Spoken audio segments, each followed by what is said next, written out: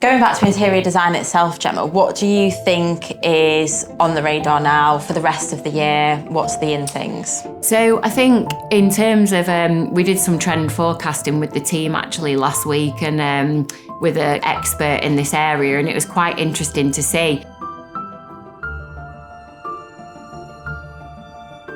Hi guys, welcome to the podcast. Thank you so much for joining us. Good place to start is some intros. So do you want to introduce yourselves? Yeah, so I'm Gemma Schofield and I'm the CEO of Lifestyle Interiors, and we do the show home interiors for Anwyl Homes.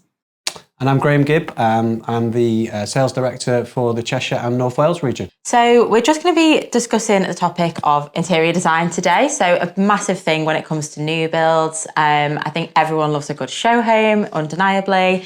I think one thing about new builds is everyone sees them as a blank canvas, which can be daunting for some people who don't really know where to begin. So I mean, from you, Gemma, what do you think is like a really good place to start when it comes to a new build? So I think because you are walking into something that is relatively there to sort of do what you want with, it's a good idea if you've sort of had some ideas in your head before you start, like people will know what look they like.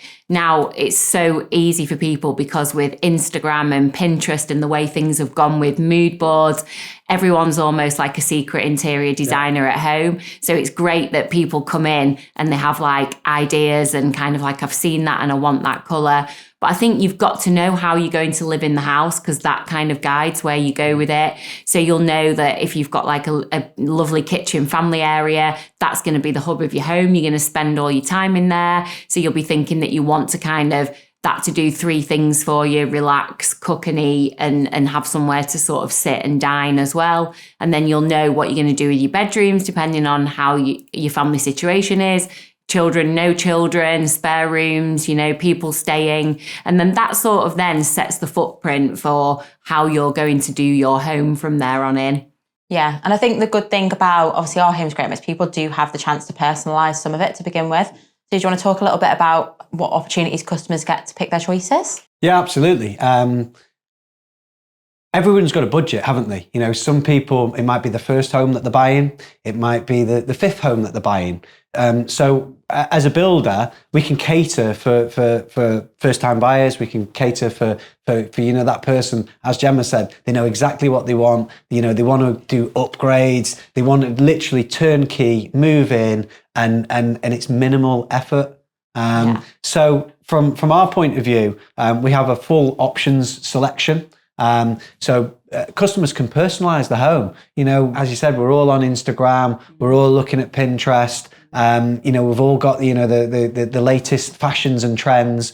So we can personalize the home, and the customers, they'll be invited down after reservation. They can come down, and it's a really enjoyable part of the reservation, to be quite honest with you. It's one of the really enjoyable bits. So they can especially now with the Anwyl sales lounges, it's so relaxed. I mean, the whole experience of doing those choices and upgrades has been elevated. It's pleasurable and it's a great atmosphere to do it in. And I think really inspiring as well to be able to go into such a lovely setup and do your choices and see everything laid out and kind of see your home and your mood board actually come to life with the samples and being able to lay those all out in front of you. Without a doubt. We offer amazing selection. So we use porcelanosa tiles imported from Spain.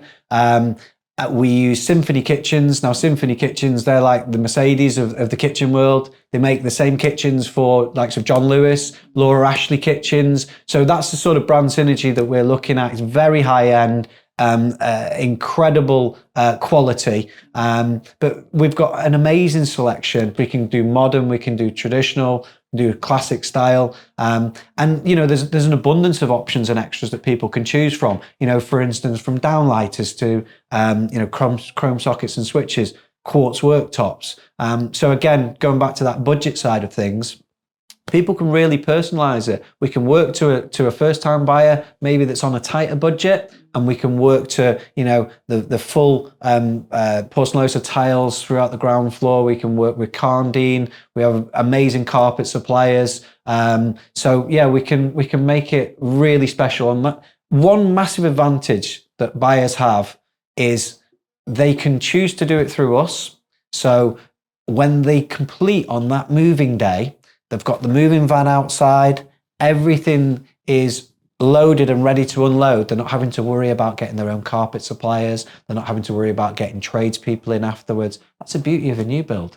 You know, one of our new builds, you can literally move your furniture in, put your window dressings up, fill your fridge, and away you go. Start enjoying your new home. Yeah, which is absolutely what people want these days, isn't it? It's all about how they live.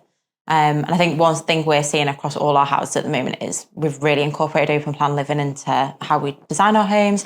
So I think for you, Gemma, how do people make the most of that open plan space and make it livable, basically? Yeah, so I think what we've seen with open plan living over the last few years is that people kind of have got a sort of set movement on how they use that space.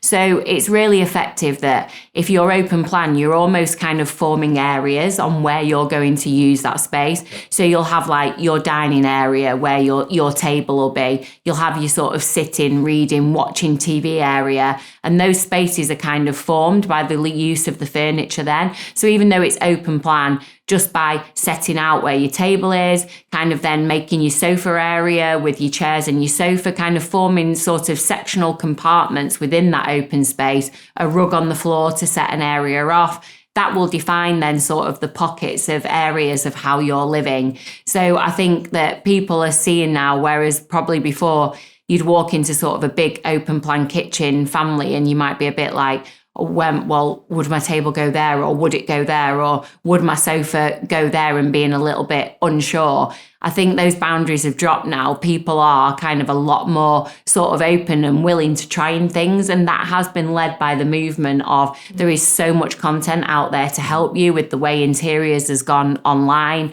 And I do firmly believe that there's kind of like a hidden interior designer in everyone somewhere at all levels. And I think it's just having that confidence to be like, it's your home, you're going to know how you want to live in it.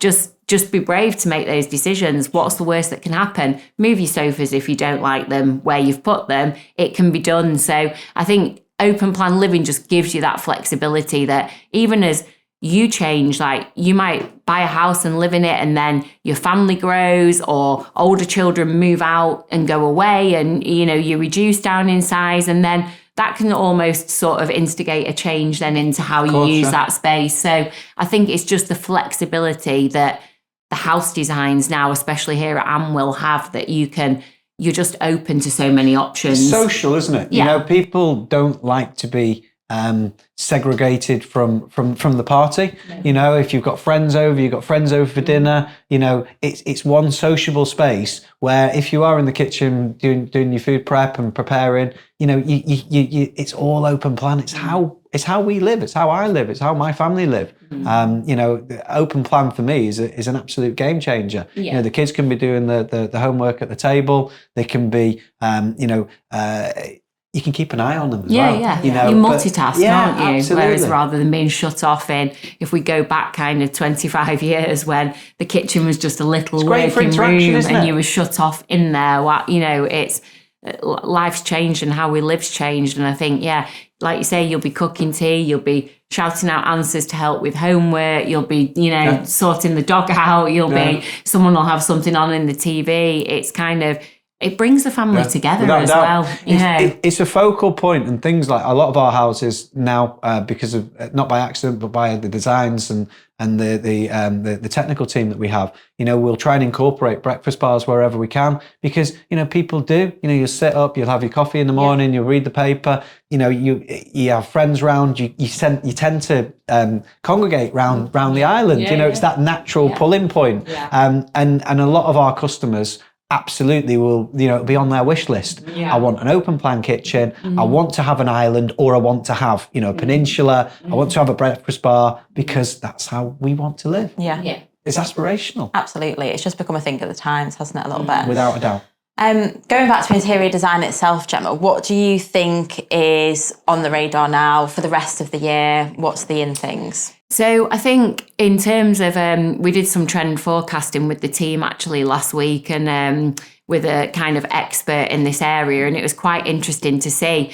There's actually a really strong use of colour coming back in, and when he presented it, I was a bit like, that's a bit scary because we do all love a neutral interior, and it's how trends have gone, but actually colour is coming back really strong. But when you look at it and then kind of break that down and how you could use it, I'm actually quite excited about it because I don't feel that we've had like strong colour trends for probably 4 or 5 years now. And actually that pop of your primary colours and just bringing that in with a neutral base is really, really nice and effective. So we are going to see more colour coming back in, and I think people will get bolder and braver with that, so it might just be an underlying tone, of a green or a kind of salmon pink or a blue, but it's definitely going to be bright and a pop. So I'm excited about that because I love a neutral interior, and that is my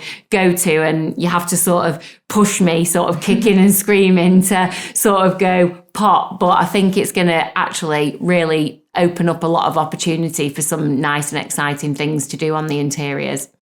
Yeah, and I think we always consider how to incorporate those trends into our show homes. I think our show homes are very much made to inspire a customer, would you say? And I think they're a very big talking point when people obviously come to the development. Or a shop window. Yeah, absolutely. You don't get any better than walking into a show home. It creates that lifestyle. It creates that the family vibe, if that's what that's what we're looking for if we're selling a family home. The thought that goes into it right at the offset when we're looking at a piece of land is, okay, who's going to be who's going to be the homeowners? What families are going to be living here? What type of a person is it that's going to be living here? And we work back.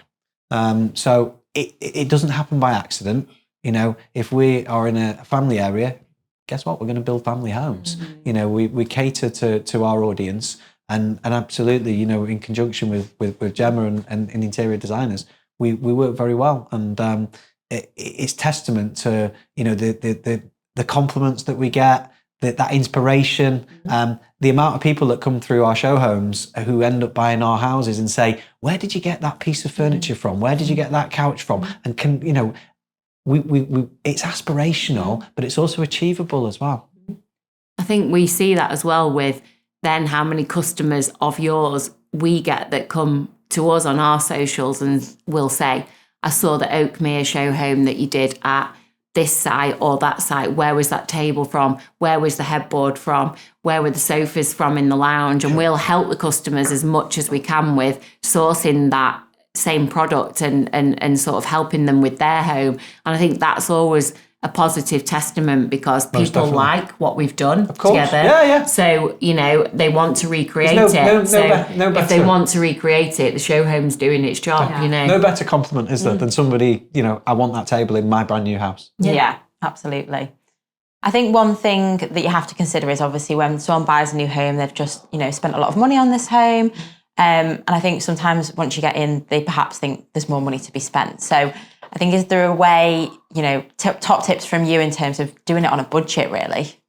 Yeah, so I think what's really good now is that the way high street, as in high street furniture stores, have come up with the trends, everything is really accessible now. So, of course, we're in the trade, so we might have things made or we might use trade-only suppliers, but we always try and make sure that whatever we do can be obtained in a similar fashion or the same as. So we like to bring a mix into our show homes of, we might get some really good finds in like a Home Sense or a TK Maxx.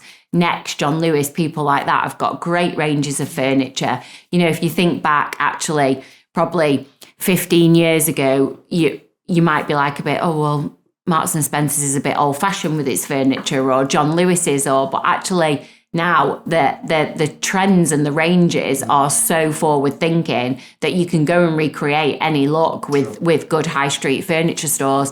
So we will try and bring that into the show home so that things are accessible.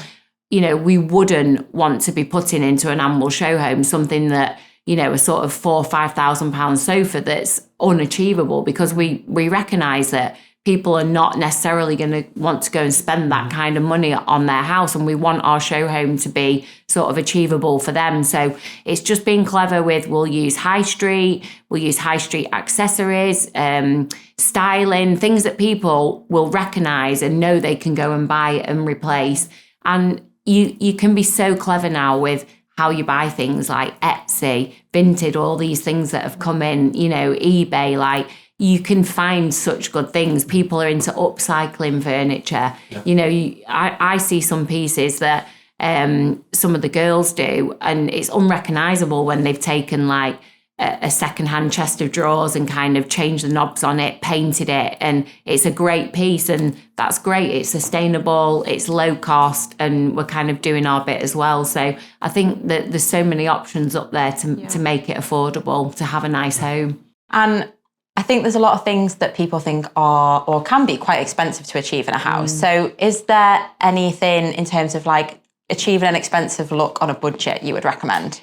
Do you know what I always find? I find like light fittings are just like they're hard for us. So for a buyer coming in, and that's probably one of the most asked things we get on social media. Where are the lights from? Because, you know, it's really hard to get lighting right, and lighting is key to your home. So obviously you're coming into a new build and you will have downlights as standard in some areas, but in other rooms you'll just have a pendant point, and then you're kind of like, what am I going to put up here that's going to do this room justice?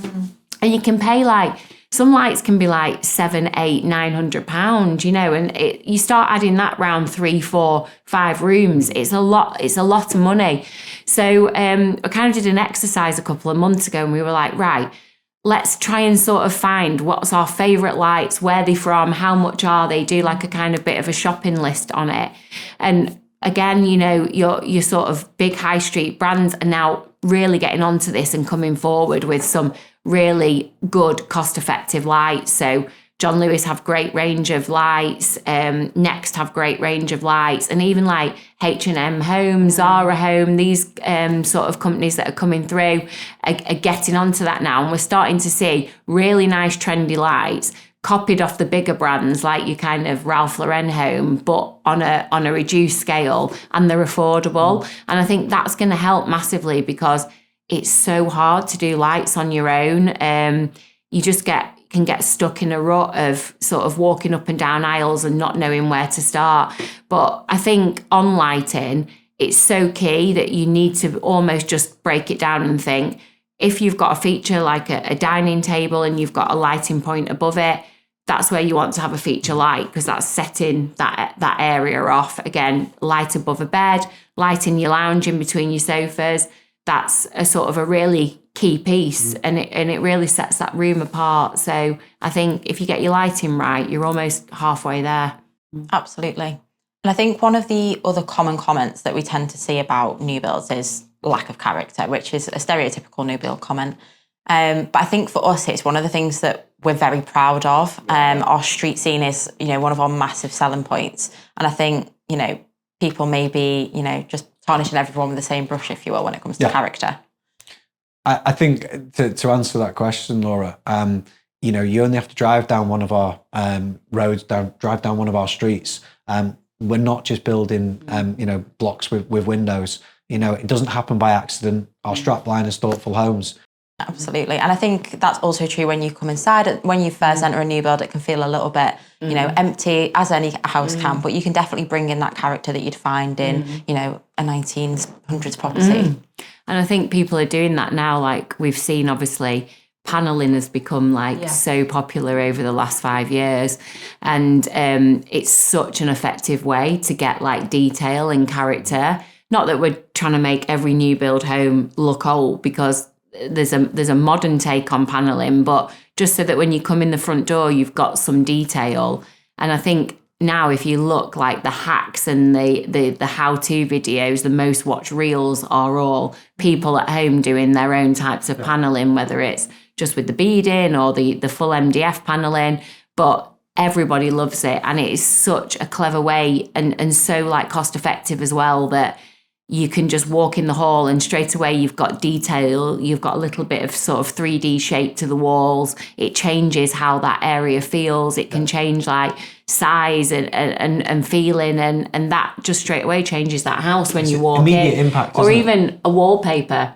You know, like we've seen the difference if we've not wallpapered a hall and then we've papered a hall, like the warmth and texture that brings straight away, or we've done a radiator cover just in a hall, and just adding that kind of third dimension of furniture and a mirror above has just made that feel like a kind of entrance area and not just somewhere you're passing through.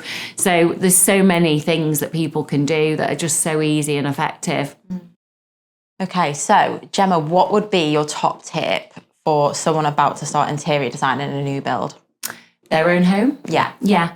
So I think I like to break it down into sort of 3 stages. So normally when you go and reserve your plot, you know what house type you're getting, and you'll have like your leaflet with your kind of little floor plan on. So, and I love that because that's like your little blueprint of what that's your house, your home. So then I say to our sort of clients that we meet through Anwyl and other house builders, photocopy that, make a couple of copies of it, or, you know, redraw it out, and you've kind of got your own set of plans. And then just start very roughly. No one has to be a technical drawer or a designer. Just plot like how you think you want to live in that room. So it might be your bed's on that wall because your plug sockets are there. You've already got your bed, it's a king size, so you know that's going there. That's going to be a child's room or a guest room. You're going to use that room as an office. That's your kitchen, family area. You want a dining table for 4 or 6 people and you want your sofa in there.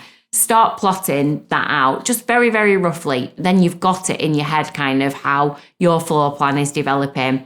Next, go to your inspiration. So you might already have some of your own furniture. You might have a list, a sort of wish list of new. Go to your inspiration, and there's so many, like I use Pinterest a lot, but there's so many other apps and stuff available now. I mean, some clients that reserve are really tech savvy and they'll have like the floor plan on the iPad and they're kind of like dropping furniture in and almost doing it, you know, as well as an interior designer. But with your Pinterest board or an app, just save images you like of things you see, you know, on Instagram, on socials, on a website, on a shopping site like a John Lewis. Save images and sort of build your sort of, in your head, your mood board of your mix of your existing furniture you want to use and sort of where you want to get to with your look. Build that up. So then you've kind of got that in front of you. So you've got your floor plan, you've got kind of like your sort of mood board, which is your visual reminder all the time of what you want to do. And then thirdly, then I would make a list. So I've already got this furniture. This is what I'm going to need to complete that space, and then start having a look around and a shop around for obtaining those items. And, you know, that might be from high street, from online, from finding a local upholsterer or curtain supplier that's going to sort of make your blinds or your curtains, or reupholster your old sofa that you now want in a new fabric to bring to your new house. Start doing a kind of little procurement list almost of items that you want, sort of a rough cost. And then I feel like that's how we would work on a slightly different scale, on a commercial scale. But you've kind of got your floor plan, you've got your mood board, and you've got your costs. And then together you can sort of plan how that's going to work. Are there any trends currently you are a bit tired of seeing or are on the way out, do you think? It pains me to say this because it's one of my favourite ever trends, but monochrome, black and white. And when it's done right, we had a monochrome show home, didn't we, at Diva, but it's so good. But I just feel like now that it's been everywhere, like every time you go on anything, it's black and white, and it works because it's so impactful, so it makes for great content. But I'm a bit over it now, so I feel like... And it's hard because I really like it, and it's my own house has a lot of monochrome in, so I'm going to have to redo my own house. But I feel like it's time to move on. We need to let monochrome go now, and don't mind the odd pop of a black accent here and there, but I think there's lots of other exciting things coming through that we can do. And yeah, we've got to wave goodbye to monochrome. Trust your expertise on that. It's sad. It's a sad day. Well, I think that was a super interesting insight into interior design. I think for anyone looking to buy an Anwyl home, obviously our show homes are open for a visit. Great inspiration point for anyone. But yeah, thank you so much, both. Thank you for having us. Thanks. Cheers. Thank you. Cheers.